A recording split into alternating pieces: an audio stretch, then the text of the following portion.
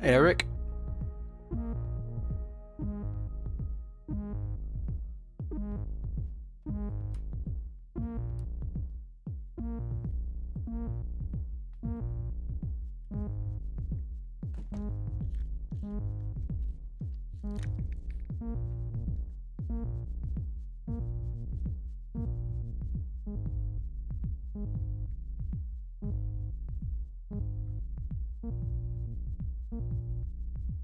Hello, Isma.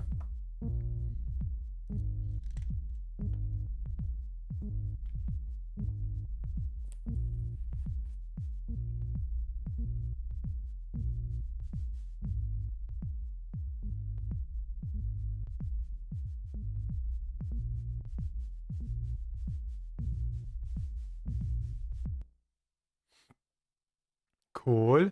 Right, so I am doing a listening session on my splurges. So basically, I'm going to listen to the ones that I did in the Idea Explosion Challenge. Here you can see the ones I did up here before the Idea Explosion Challenge. And the reason that they've got, how do Rob?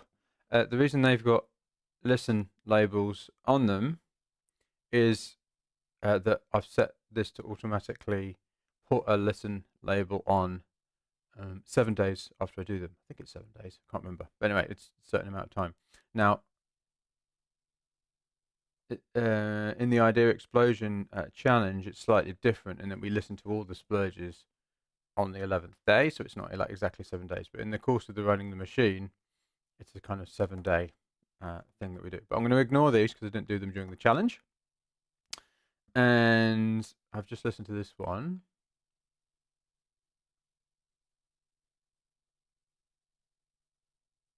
And essentially what I do is I've bookmarked that one because I might want to work it on it in the future.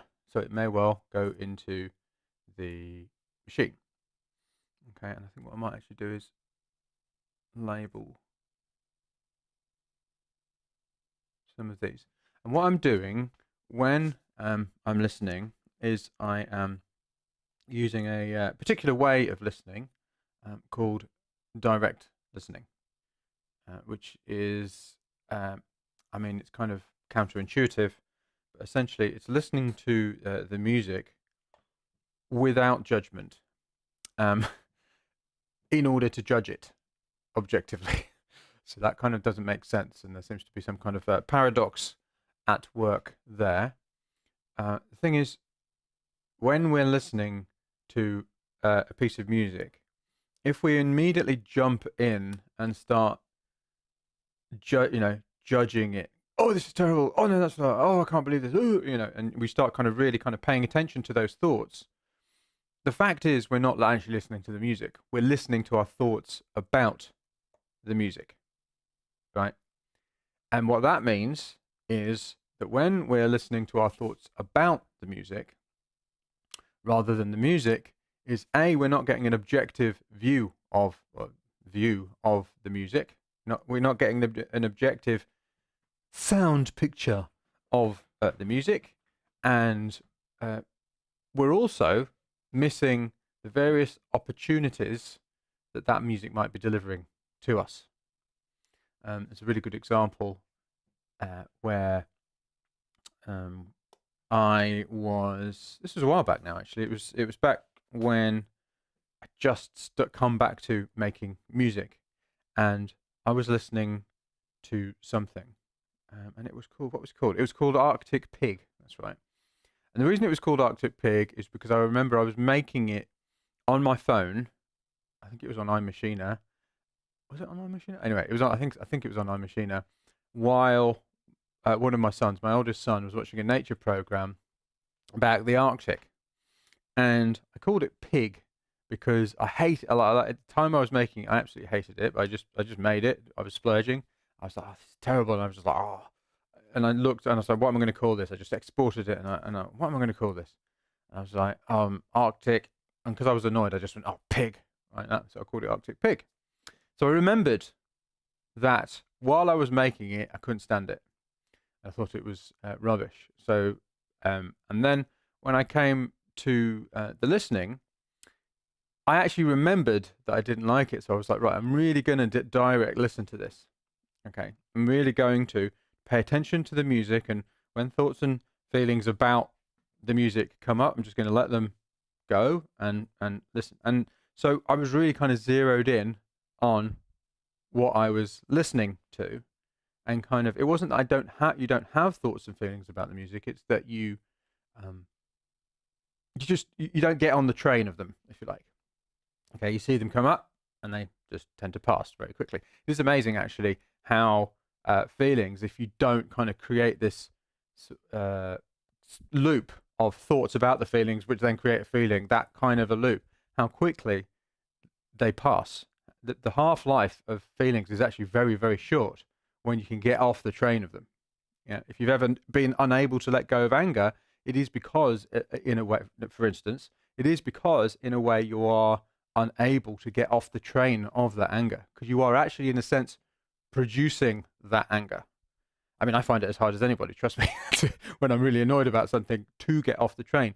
But it is you that is producing it, in a sense, in that you're thinking about the thing you're angry about, which then creates more anger, which then means you think about the thing you're angry about, which then creates more anger. You can just watch the feeling and not get on the feeling, the thought. It passes really quickly. It's incredible, like literally seconds, minutes. Anyway, coming back to the direct listening. So I was there listening to this track that I remember hating, Arctic Pig, and I just I was paying attention to the music, and as it played, I felt this feeling in the pit of my stomach, which was like a little jump. I remember it very clearly. It was like a little like that. Now, my initial reaction was that little jump was a feeling of hatred. It was like, oh God, this is awful. Yeah, but because I wasn't I was really paying attention to the music, there was another side of me that was going, actually, there's something here. So then I kind of, when the music stopped, I kind of thought about it, and I kind of paid attention to my memory of that little jump, and I was like, actually, I think that might not be hatred, but that might not be. It was just a very strong. What it was actually, I think, was excitement. It was, oh, there's something here. But because I was remembering that I thought I didn't like it, my initial thought was attributing that feeling as dislike, when actually it was some kind of. It wasn't really that I like it, because it was a bit weird. this splurge that I did, it was that it was almost like kind of a bit of fear, if you like. Do you know those tracks where I call them Marmite tracks, where you can't decide whether they're absolutely brilliant or absolutely terrible. Those pieces of music are often your very best pieces of music, I've found. Is that you're a bit afraid of them. It was that, so it was potentially a really good track. It was something that I really wanted to pay attention to. And this is what I mean about direct listening. If I'd have just been listening normally and paying it, and listening to my thoughts about that piece of music, rather than the music itself, I would have missed that. So this is the reason that I'm getting you to do direct listening, actually listening to the music first, and then when the music's finished, making the judgment. It really does. It does take practice, but it really does help you avoid so many kind of mistakes and errors, and sort of thinking that something's good when it's not, and thinking something's bad, thinking something's bad when it's not. It gives you a measure of objectivity. So, coming back to the listening session, where are we? Oh, doesn't look right. Oh, there we go. Hello, Manuel. Hello, Guri. Hello, Douglas. So I bookmarked that one. Now I'm on to this one.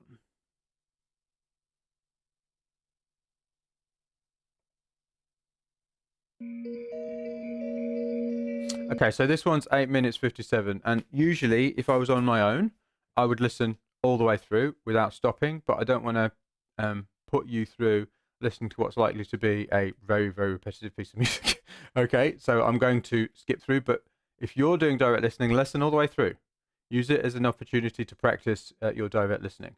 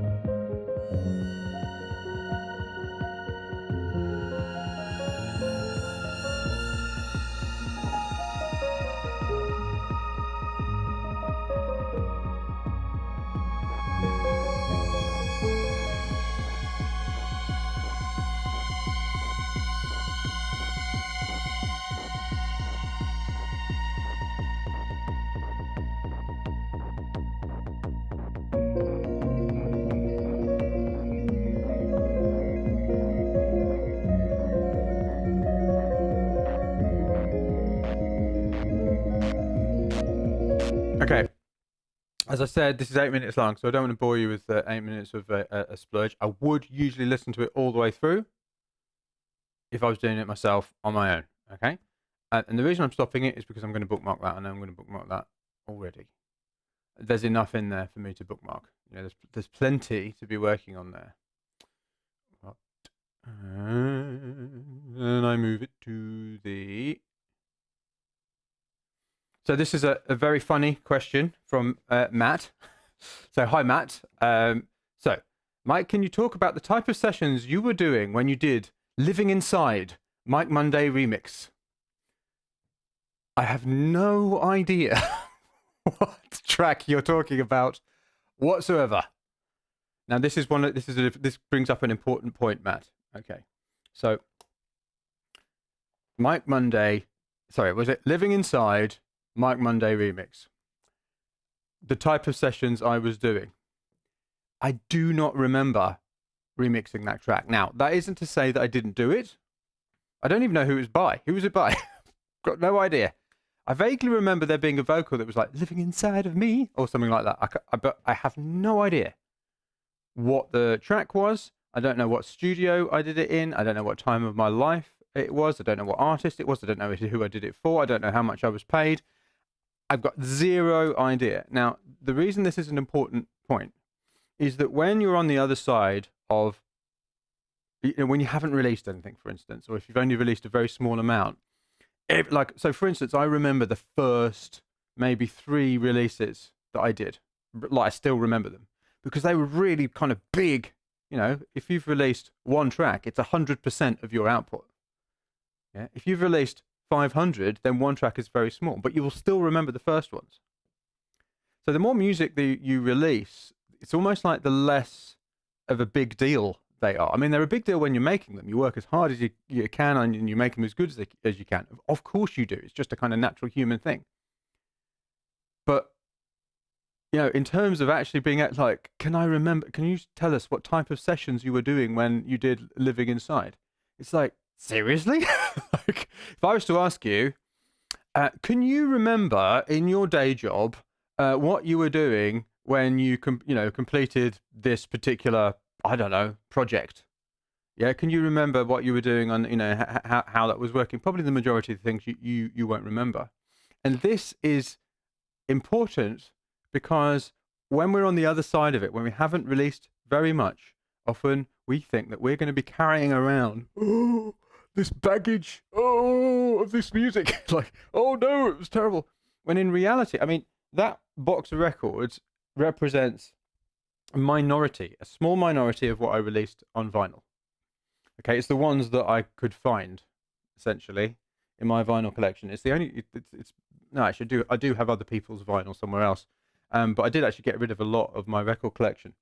So those are the ones that I could salvage from, and that's just vinyl. That's not when it went digital. Okay. Do you honestly think that I can remember, like let alone the sessions, the actual tracks? I mean, I really can't. I put on records for my kids because they want to hear my music. Oh, I want to hear Daddy's music. Yeah, from when I used to do what I used to do, and I'm like, what's this? I vaguely remembered maybe the title vaguely, but I'm like, I can't, and there's no way I can remember the tune, let alone the actual sessions. So thank you for the question. But I don't know. God, goodness knows. I mean, I suppose I might remember it if I actually listened to it, but I don't even know how I'd do that. Yeah. So, hello, Two Enough. Hello, Dazed. Sure, I can. Okay, all right. So now that, yeah.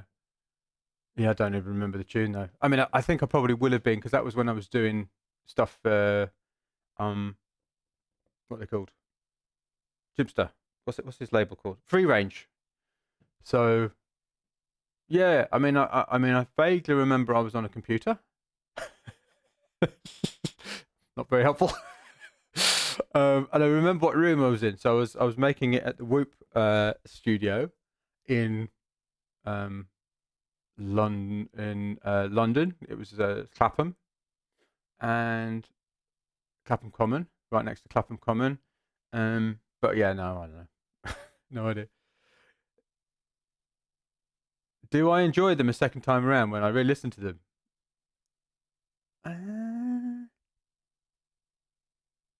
Sometimes. Not, I don't know, really. Enjoy is the wrong word. It's interesting. But it almost feels like it wasn't me. I mean, it's such a long time ago now. So when I'm listening back to music that I made, I don't know. It's almost like I did that. Ooh. And often it's like, because you've moved on as a music producer. You've moved on, and in some ways you've got better. I mean, bear in mind I've had an 8-year break as well, so I'm probably less kind of emotionally invested in that music, because I really do feel that that I have, because there's a big gap. I've changed, so I almost feel like it wasn't me. So sometimes I'm like, oh God, that's terrible, or I would have done that differently. But that's true of all the music you make. I was having a conversation yesterday with she was a quarterly review that I do with my masterminder. So we have a one-to-one every 3 months, aside from the group sessions we do every 2 weeks. And it was with one of my masterminders. All right, Neil, if you're watching this. And we were talking about, because he's just about to release his first thing. And it was essentially a conversation like where I was getting him over the line of actually pushing go on his first thing. And it's really good. So he's got nothing to worry about. But even if it wasn't really good, he wouldn't have anything to worry about. But I was talking about what a bad goal, because there was a very famous, legendary even, musician who did a couple of my courses, and he was struggling, and I won't say who it is because I haven't been given permission, but essentially, I said, so what is it that you're afraid of? And he said, I just don't want to ever release another piece of music again that I don't want to have to wince at it in the future. And I wrote back to him, because we were doing this via email. I wrote back to him and I said, you know what? That's one of the worst goals I have ever heard for a musician. I said, and it explains 100% why you're struggling to finish right now. Because if you think about it,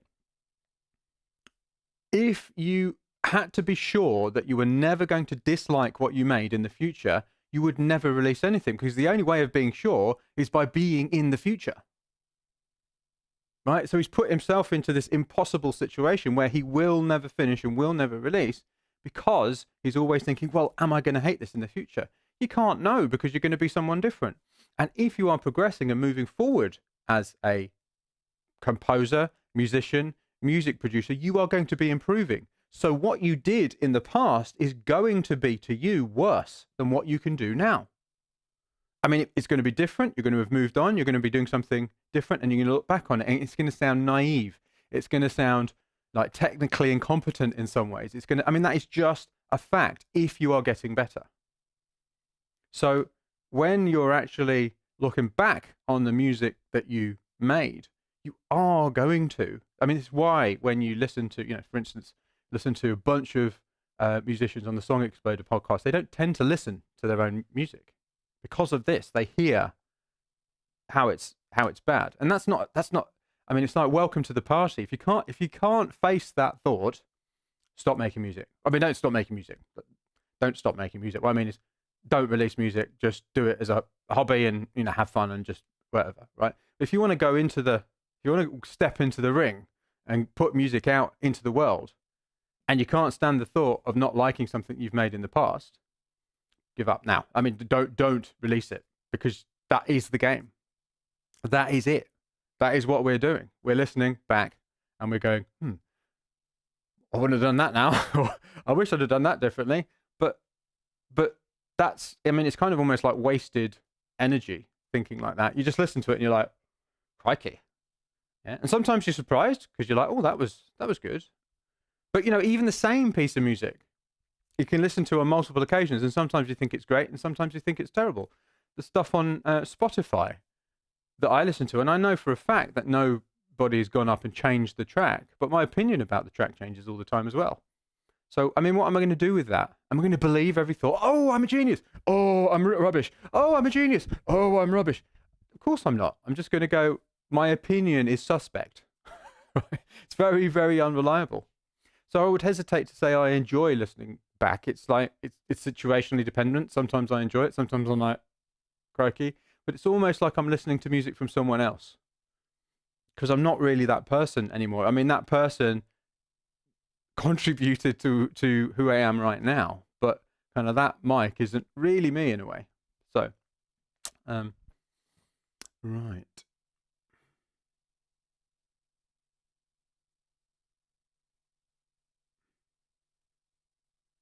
Okay, so Douglas says, when bookmarking, do we pick tracks we find interesting or that we like? That's not what I do. It's one that I might want to work on in the future. So both.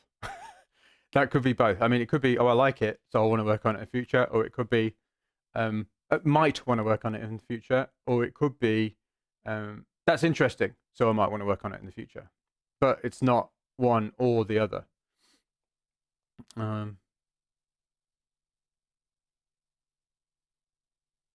Eric, Mike, I've been naming my splurges by their dates to help not associate with memories, feelings with a splurge for reasons you mentioned with Arctic Pig. So yeah, that is fine. But what do you do when you've got multiple? First of all, A and B. Okay, that's cool. Yeah. So if you've got multiple things, that's fine. The only thing for me is that I mean, there's not a problem with that at all. And I've got people. You name them kind of how you want to name them, as long as you don't have. I mean, I think naming that track Pig was probably not the best idea, so I try to name them much more neutrally now. And this was a couple of years ago, so I hadn't kind of had that insight at that point. But basically, so don't name them, this is terrible and I hate it, yeah, because then you're prejudging it, yeah. But the reason I do name my tracks different things is because there is actually, I think there is somewhat of a benefit of remembering them to a certain extent, particularly when you get into sort of using the machine later on, right? So let me just show you. So, oh, hang on a minute, what's going on? There we go. No, that's not right. I don't want stickers. So search cards. So the ones that are orange have got into draft, and bear in mind there are more than this actually, because I only started doing this labeling system relatively recently. Okay, But these are the ones that have got into Discover, and these are the ones that have got into Draft. Okay. And these are the ones that have got into Done, because Done isn't the end of the automatic music machine. So here you can see in my sketchbook, there's a lot of music that hasn't yet made it to release that I have actually worked on. Yeah. Now, when you get into that kind of situation, sometimes there is actually a benefit. Yeah. So I've got a load of music that I need to finish. And actually, just so you know, this is what I'm going to be doing for the next 2 months after this I do explode. So after today, I haven't yet kind of scheduled the live streams or anything. But basically, I'm going to be doing a project where I am actually trying. I'm going to attempt to finish around, like, let's call it a double album. Yeah, I'm going to continue splurging, but also using the music that I have been making over the last few years. Because basically, I've got a here. The really embarrassing thing is that I've only released this much so far, and that was not the plan at all. For various different reasons, and I'm not going to make excuses, I haven't delivered what I said I was going to deliver with this machine. So I'm not going to make excuses, I'm just going to sort it out, and I'm actually going to do it live, right? So I'm going to be finishing a bunch of music. So in that situation, yeah, and also what I'm going to do as well, just so you know, is that I'm going to make the live streams actually live and nothing else. But I will be posting kind of videos that will last forever. Yeah, I will be posting videos of different sections of the live stream. So basically, the live streams will be live and they will disappear. Okay, while I'm doing this project, I'm gonna try that. I've got lots of other things, exciting things planned. But basically, you'll see me finishing this double album project in the next 2 months. Anyway, so when you get to the situation where you've got a bunch of music that has kind of been through the machine and has gone back into the sketchbook, you do find that having some kind of memory of what it is kind of helpful. Yeah, and when you name it numbers or dates, that becomes more difficult. So having said that, though, there is also a downside to that, to what I just said. So, for instance, if you've, like, say, let me just have a look, in fact. Yeah, so this one, Romance the Sirens, I've struggled with this track, man. I've really struggled with this track, and I remember it really well because it's called Romance the Sirens. Yeah, so that's not ideal in the way that I'm naming it. So there is actually a benefit to what you're doing, Eric. So don't change it if you don't want to. So, but it's one of those things where there isn't a perfect. I mean, it's not one of everything.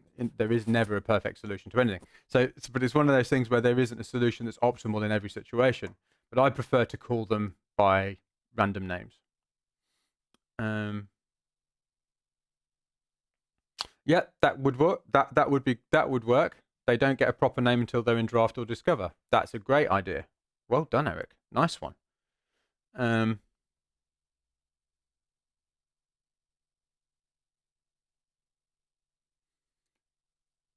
Yes. So Manuel saying I've reached in some splurges the 10 megabyte limit. For $5 a month or $45 a year, you can upgrade to Trello Gold. I'm not shilling for Trello because I get anything from it. It's just so worth the time. The money that costs is so worth the time that you will save. That I think it's worth it. I mean, there's other things as well. Like with Trello, you can when you've got Trello Gold, you can use Butler, which is a way of automating stuff. Yeah. So you can. So, for instance, where are we? Rules. So I've got things here like when the purple listing label is removed from the card, remove the due date from the card. When a card is added to the list lucky dip, add the purple list. So I've got these things which create automations which actually save time as well. How do I leave that now? There we go.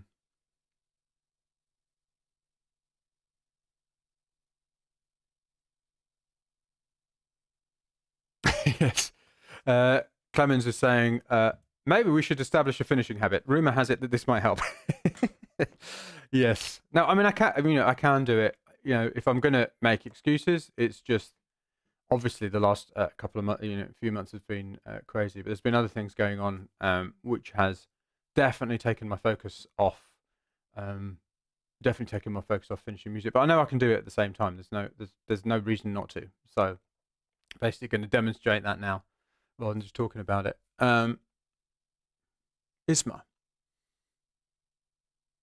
Hey, Mike. Yeah, so Manuel, definitely. Well, it's not the full version. It's Trello Gold. It's Trello Gold, not the full version. I mean, I've got business class, which is more expensive because I use this with my team as well. But Trello Gold is not the full version. So just do a search for Trello Gold, and Trello Gold will come up, and it's $45 a year or $5 a month, and it's so worth it. It's ridiculous. I mean, it's just so worth it when you get to it. When because Manuel is a leaper, so as you get through the course, there's other stuff that you can do which makes it definitely worth it. I think anyway. I mean, only you can make that calculation. I can't for you, obviously, because I don't know your financial situation, etc. But for me, it's almost like a no. I mean, it isn't almost like it is a no-brainer, a total no-brainer. People do tend to value their time more than they do their money, which is one of the reasons that they feel that their time is more valuable than their money. One of the ways you can get out of that trap is by actually kind of doing it the other way around. Your time is more valuable than your money. Even though I know when you don't have any money, it's very hard to do it. I get that. I've had a lot of periods in my life where I've been totally skint. And it is a fair thing to do, to leverage your time in order to make money. But in general, that gets you into a certain situation which is hard to break out of when you think like that. Okay, so here's Matt. Hey, Mike, thank you for this wonderful course. Are you showing the Trello setting and Zapier settings to automate the cards and the folder on Finder? I am in the Leap, but obviously I can't in the Idea Explosion challenge, because otherwise the course would go on for 5 million years, and the Leap is much, it's a much bigger thing. So yeah, later on there is stuff about automating it.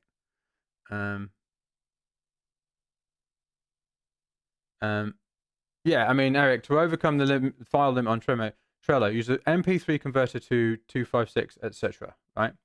But like when you do that okay, so if I'd have done that for all of these splurges here,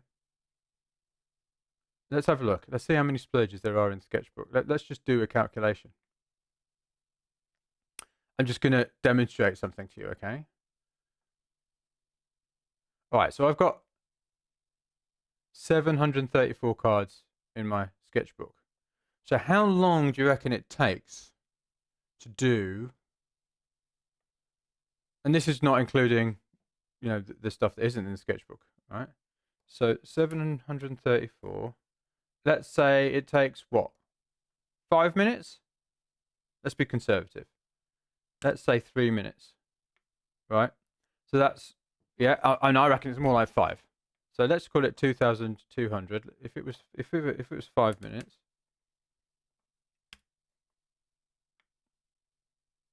So it's between 2,200 and 3,670. So let's just call it 3,000. Yeah. So 3,000 minutes. Yeah. Because it's not just the automation that makes it worth it, right? Let's just talk about the time. So 3,000 minutes to convert those files, yeah, and get them into the Sketchbook. And we're not including any of this stuff over here either. Okay. And bear in mind also that anyway, it doesn't matter. This is going to continue. This is going to grow and grow and grow. Yeah. So that's 3,000 minutes divided by 60. Yeah. So that's 50 hours. Yeah. So if I were, like at the moment, if I wasn't to have upgraded to Trello Gold, yeah, which is $45 a year. Yeah. So basically 100 hours. So I've been doing this for 2 years. It's just under 2 years, but let's be conservative. So it's under 2 years divided by 50. Yeah. So if I wasn't to have converted to Trello Gold, I am valuing my time at $2 an hour. Is that a good use of my time? How below minimum wage is that? Just that's what I'm talking about here. It's like, and this is going to get worse, right? So the more music that I make, the value of my time goes down and down and down just from converting files on the internet. Now, I understand if you haven't got that money, that's a different calculation. But if you do, and if you're going to use this system, the Trello part of the system, because that's not the whole system, obviously, but the Trello part of the system, then what sense does it make not to? Even without all of the extra features you get. Yeah. So this is what I mean about valuing your time. So, valuing your time over the money. Yeah. It's just a total and utter no-brainer on every level. So, yeah. Yeah. So, yeah, I'm not going to do a calculation for batch converting. But, aside from that, having to do that means that you won't always do it, which means that blah, blah, blah, blah, blah. So it just goes on. Anyway, so let's have some more listening. I think this one, was that one? No, I think it was this. Time mismanagement. I wonder what this one's like.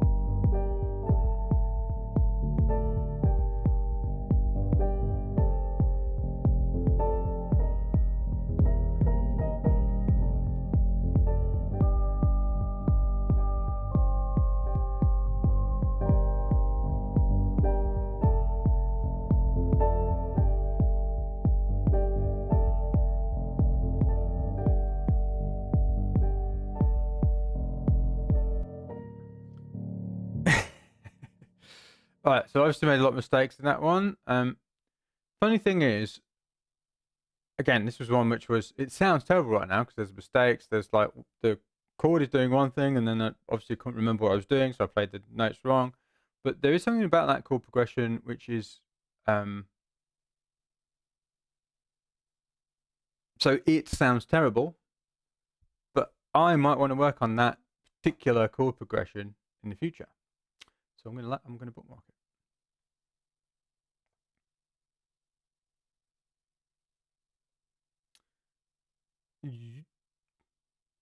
No worries, Manuel.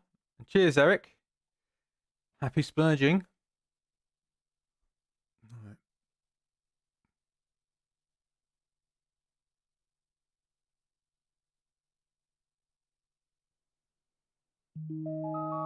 Again, this is a longer one, so I won't listen to the entire one. This sounds like an improvisation thing that I did probably at the start of a live stream. So.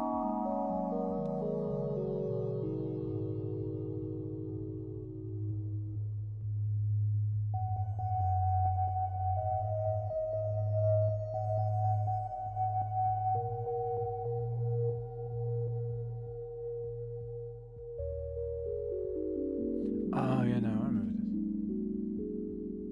this. This is when I realised the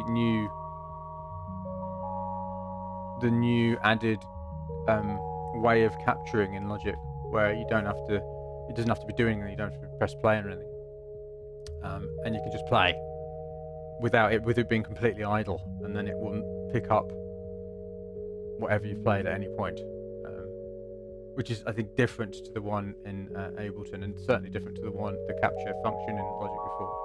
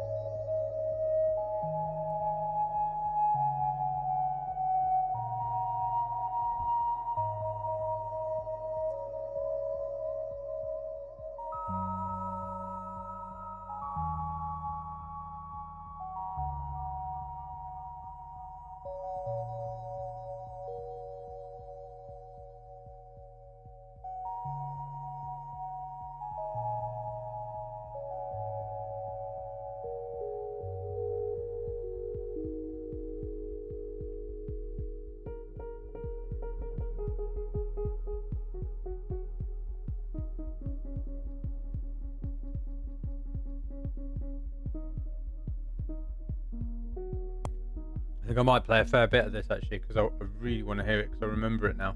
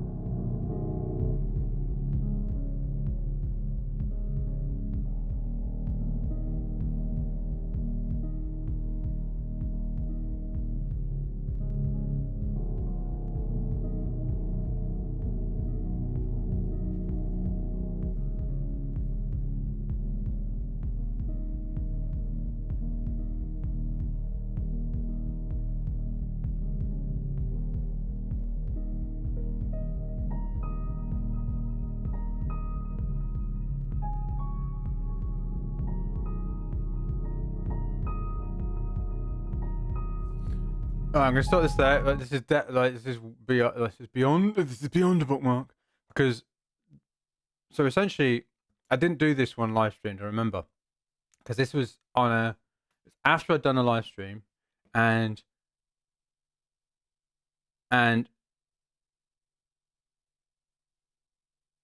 right. So Rob's asked the reason that I paused there is because Rob's asked a question which is demonstrating to me that he's not got it right. He's not understanding something fundamental about the splurge, right?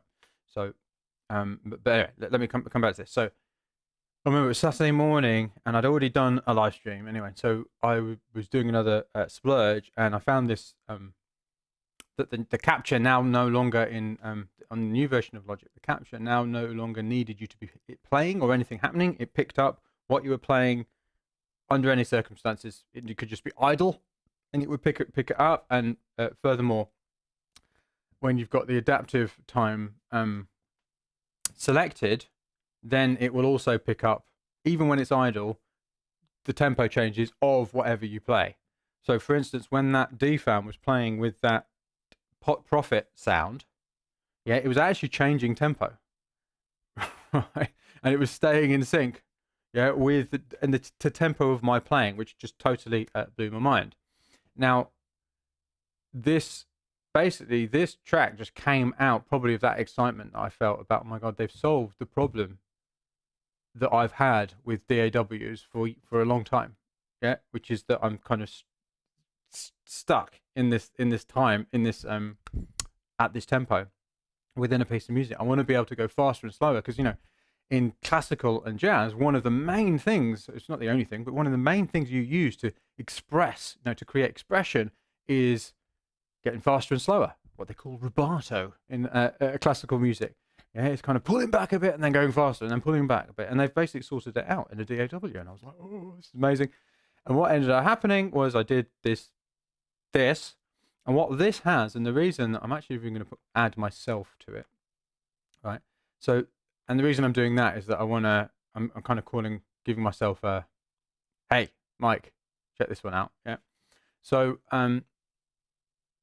is that it's already got a thing. There is a payoff moment in there. It's not there at the moment. What I mean is I know what the payoff moment can be, and I know actually what the structure is going to be. I could almost put this into, there's loads of parts that are missing that aren't there, but in terms of the actual important parts of the music, it's got a thing, it's got a payoff moment, and I know what the structure will be just from that improvisation. That could almost go straight into draft, almost, although there's almost too many parts, probably too many parts for me to actually do that. But that's, and that just came out of like a 10 minutes, or however long it took me to record, and probably longer than 10 minutes because it was 7 minutes long. So, probably about a 15-minute session. So Doug's asking a question, listen to the track and then move it over to the sketchbook bookmarked or not. Yes, the sketchbook is not a bin. It's where we keep the music that we are not working on now. So, Rob, if you totally hate a splurge and there's nothing in it you want, do you just delete it or persevere with it and work on it? Now, Rob. Are they the only two? Are they the only two options? Delete it or persevere with it and bang your head against it. Are they the only two options available to us? No. I'm going to set your mind at rest and say no. There is another thing that we can do, which is not delete it, not persevere with it, put it into the sketchbook and not bookmark it. Yeah, like if that's like you're not getting what this is all about. Yeah, we don't why would we delete it?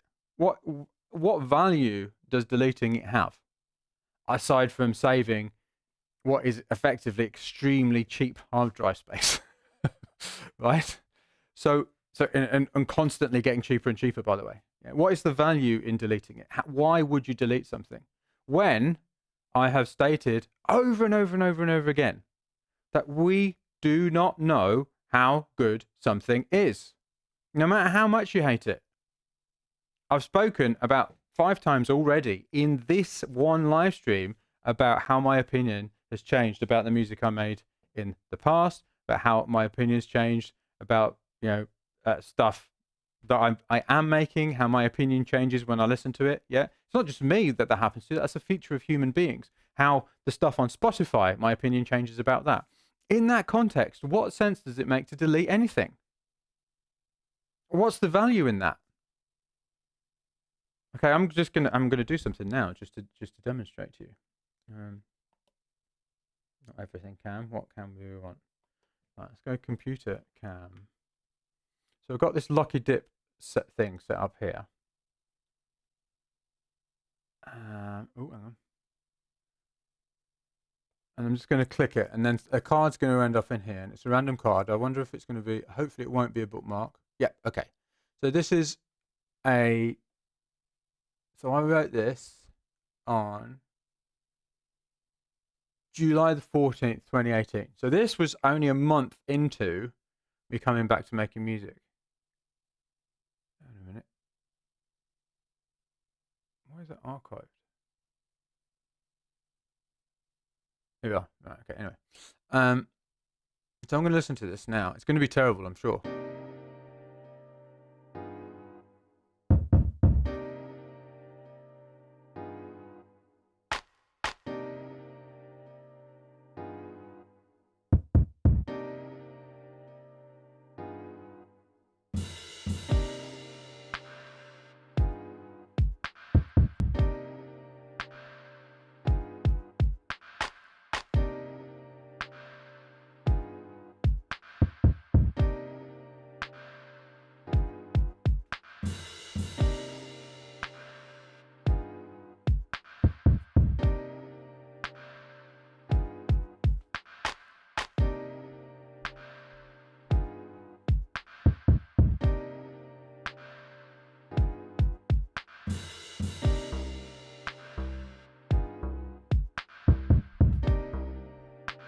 You can hear I did this on iMachine.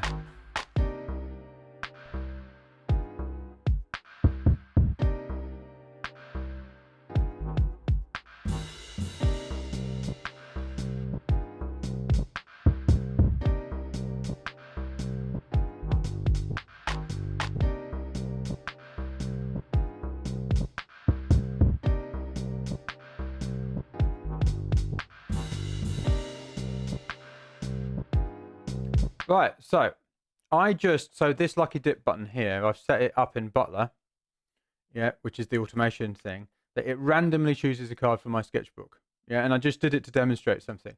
Now this, luckily, it randomly chose a non-bookmark card. I was going to go until it did, right? So I did not bookmark this. This is something I chose not to take forward. And I didn't know what was going to happen, but actually I'm now listening to that and I'm thinking, you know what? Why did I not bookmark that?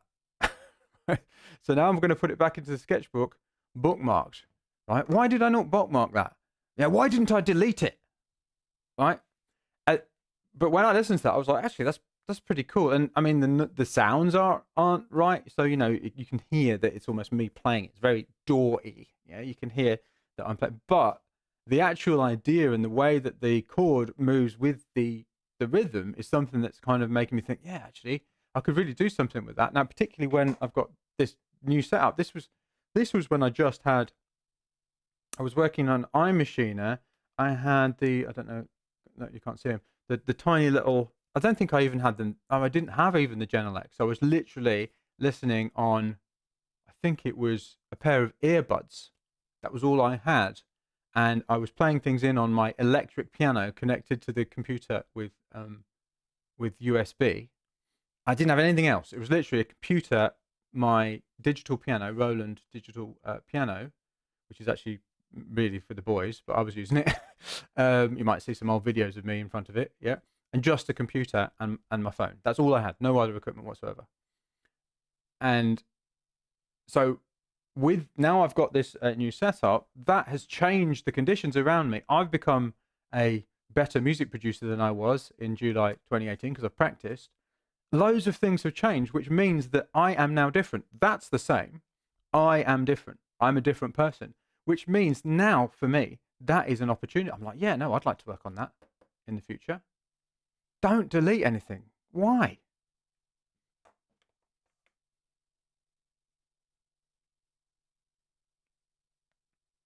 Yeah,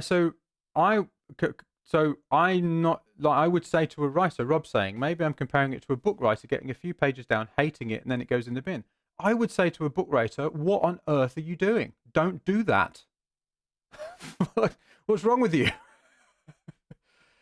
Like, why are you believing your own bad self in the moment when every single moment of every day you are proved wrong about your opinion when you really look? Like, I would say that to a book writer. I'd say that to anyone. Don't delete your bad ideas. Like, a bad idea is a good idea waiting to happen. Trust me. Yeah. I feel, I do feel really strongly about it. I just don't get it. It's almost like people can't bear the thought that they've made something rubbish, or that they can't face the idea that they make mistakes. If that's how kind of, I mean, I'm not talking to you, Rob. I'm talking in general. If that is where a person is at, then they're going to struggle, man. They're not going to make the best anything that they can, and they're going to struggle because they've obviously got some kind of identity stuff attached to how good everything that they do is.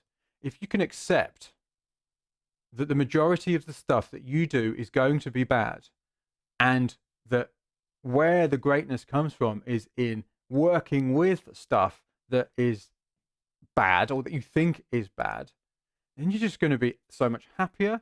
Things are going to be so much less friction filled. You're going to produce a lot more work. You're going to do a lot more practice. You can have much more motivation. And I mean, again, where's the downside? So yeah, I don't know whether I answered Doug's question. Yes, always move everything to the sketchbook. The sketchbook is in a bin. Right. I am being coached in about half an hour. I'm having a session with my coach where we're going to talk about this. What I'm bringing to it is I'm going to talk about this project, this live streaming project, where I'm going to be finishing a double album's worth of music. Let's call it just a double album. Because I think I might be moving house. I'm not sure, but I think I might be moving house. Well, depending on what happens with the COVID thing, I think I might be moving house at some point soon. So I want to make sure that I get the rest of the music. I get enough music for the rest of this year done by the end of July. So I'm going to be live streaming myself going through that process of actually finishing, let's call it a mammoth album. And why am I saying that? Yes, so I'm going to be talking to my coach about that in about half an hour. So I'm just going to do this about another 20 minutes so I can just prepare for my session, because he's very expensive. I need to make the most of it. So anyway, so let's do one from. I tell you what, I know that some people on here, like, I'm going to listen to two more. Yeah, I'm going to listen to Sacre and Prog Gabba, because I know that there were some people on here that were there doing this, so that you might be interested to hear them. Right. So this is the Rite of Spring one. Yeah, and by the way, Rob, when I get all in a froth about things, it's not because I'm on. It's never because I'm annoyed with you. It's also because it really hurt well or something. I don't know, but it really hurts me when I see people doing things which are kind of holding themselves back. It kind of really, God, I'm like, oh man, it's almost like I'm maybe a little bit over. It's something I probably need to work on. I'm probably a little bit over attached to other people getting what they want or something. I don't know, but I feel like I've seen. It's like I'm almost evangelical about it. I've seen what it can be like, because I've been there. I've been. Oh, I just want to delete it. I've been in that state for many, many years of my life, and it was just, oh man, it was just so terrible. It was just an awful way to create. And from coaching so many people over 8 years and not making music myself, I've kind of figured these things out. And now I'm back making music again. I'm almost like, it just pains me when I see that, this kind of thing. Because I'm like, just do this. Just trust me. It'll be so much better. Right. So it's never actually that I'm annoyed with you. It's almost like I'm just so passionate about you getting what you want, which I know is possible. I just know it is. That's why I kind of get on one. Yeah, so anyway.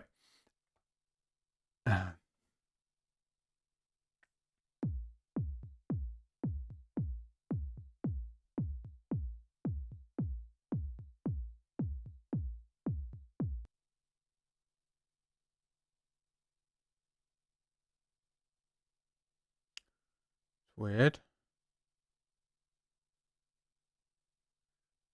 Let's see if I can. It seems to have paused. There we go. All right, FaceTime cam seems to have paused for some reason.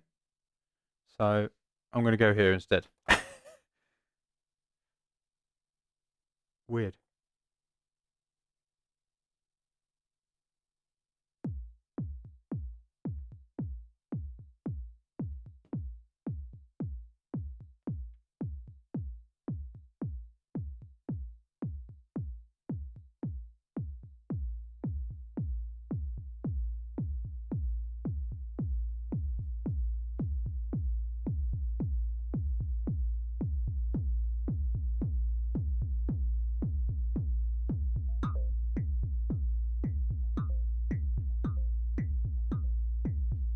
Hang on a minute.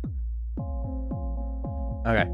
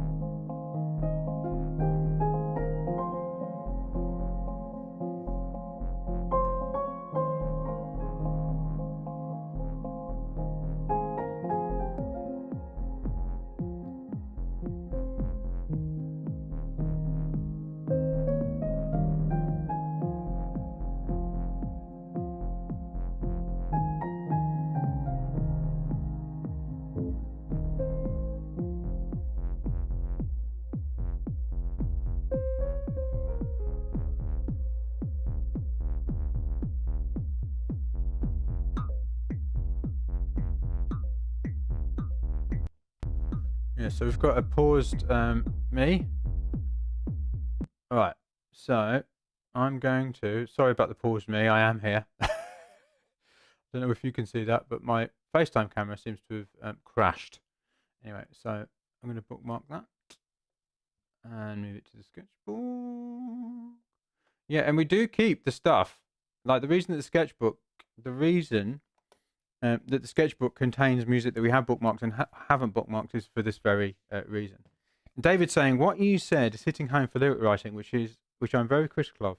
I find with music, I'm very free in that way, thankfully.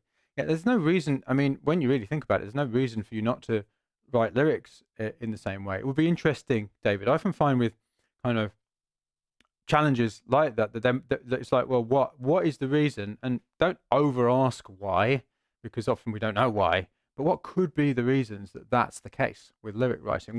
How are you viewing lyric writing differently to making music? Why?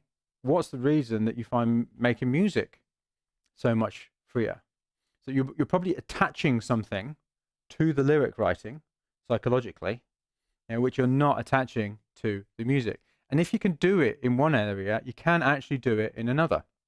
That's perfectly possible. I mean, one of the questions I ask a lot of my coaching clients is, where have you done something similar in another area of your life?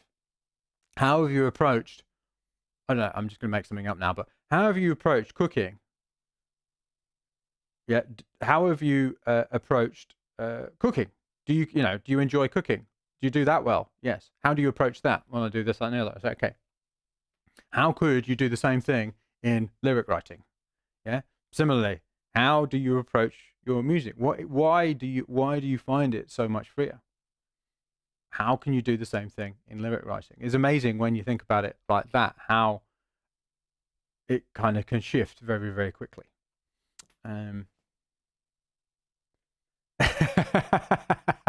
Yes, Matt, I'm an amazing ventriloquist.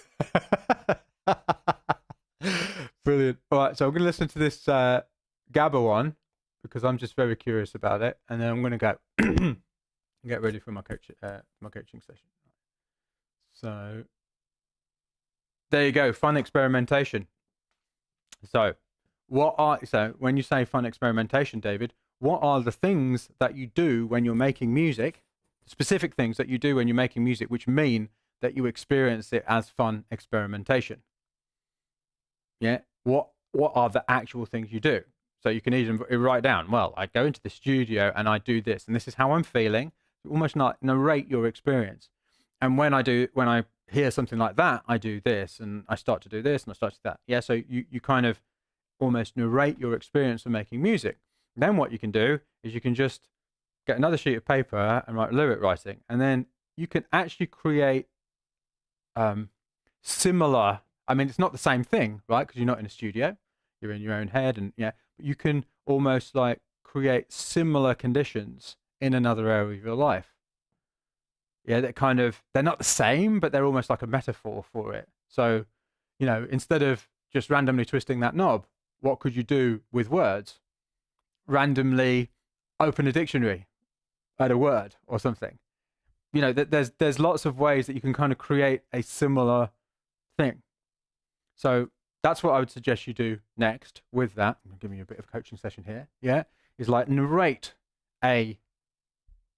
everything from how you think about going into the studio. Right. So how do I view it? What am I thinking about when I'm going in there? What pictures am I seeing in my mind? Yeah. To actually going into the music making progress and narrate what you do. So how does it go? Which means that you experience it as fun experimentation. And then see how many of those things you can create a kind of metaphor for in your lyric writing. And you'll probably experience a similar lyric writing process. Okay. No worries, David. That's what I do. Okay, so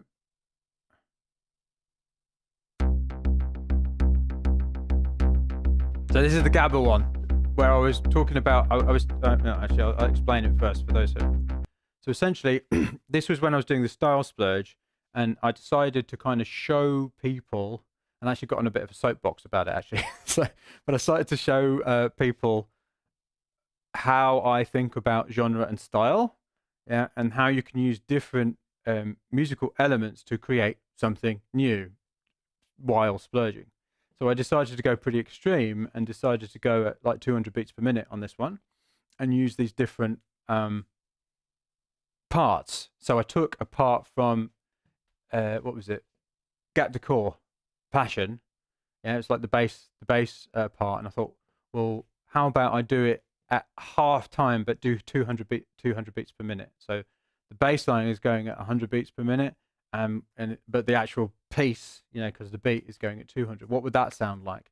Just to kind of see how far you can push these things and what you can come out with, and to see like how have you heard anything like it before? Do you know what I mean? Is this something that's new? So essentially that was where this came from. So we'll find out if it's an absolute nightmare or not.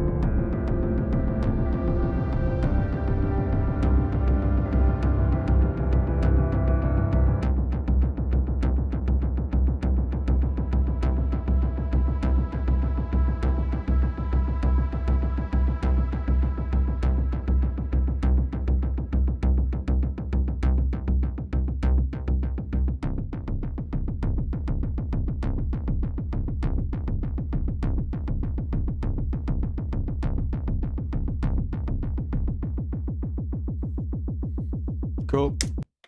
Right. As you can hear, there's a few mistakes. So, for instance, things like when the piano comes in, it's a bit out of time, and it just kind of drops in. But that doesn't matter. That doesn't matter at all. The actual idea is something that I want to play with. I mean, that combination of things, like super fast, like rhythm, and obviously at the moment, because of the context, it sounds a little bit like a fill. Yeah, it just sounds like a long kick fill. Yeah. So if I was going to truly go in that direction with it, I'd want it to sound more like a beat than a fill. Yeah. So that's something that's in my mind. But I am interested to play with it, see what happens. Yeah, see if I can make it work. And it's not that that I necessarily think it will work, but I want to see if I can make it work. And it's a direction to go in that I'm not. If it did work, I've not really heard anything like that before. And what is not exciting about that? Yeah, whether it's good or not doesn't matter. If it's something I've not really heard before, I'm going there. Yeah, you ain't nobody's going to stop me. So anyway, so that is the end of my listening session.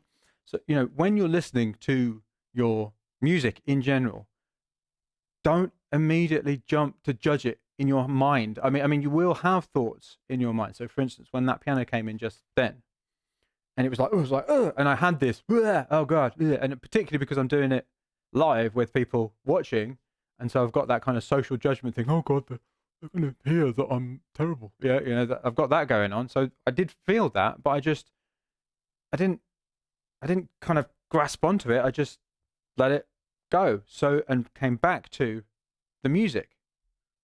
So don't immediately jump on those judgments. Let it almost like wash over you. because then you can make a more objective decision about whether you might want to work on it in the future. And that is the direction for this. Might you want to work on this in the future? If not, don't bookmark it, yeah, and put it into your sketchbook. If you might want to work on it in the future, bookmark it and put it into your sketchbook. Everything goes into the sketchbook because your sketchbook is where the gold is. So I hope that was helpful. As I said, I am going to continue these live streams. I might have a day off tomorrow, and I will kind of set the schedule, and I'll probably send an email about it as well, and announce exactly what I am going to be doing over the next 2 months. But essentially, I'm going to be finishing a double album in the next 2 months using new splurges that I do from this point on, because I'll keep splurging even though I'm doing that, but also with the loads and loads of music that I've got already in my machine. And I'd love for you to kind of jump on board and watch me do this over the next couple of months, because it's going to be a challenge. We're talking like over 20 tracks, and I don't know whether I can do it or not, but I'm certainly going to have a stab at it, because obviously we've got everything else going on, 4 kids, business, all kinds of stuff happening. So we'll see if I can do it, and I'm going to be live streaming it. And what I'm intending on doing is not keeping the live streams up, so they will actually be live, and I'll be pulling little videos out of those live streams, which will be the things that will be recorded. So that's my plan, subject to change depending on what my coach says in about 10 minutes time. Anyway, until next time, whenever that is, will be very soon. Stay safe, stay healthy, and onwards and upwards.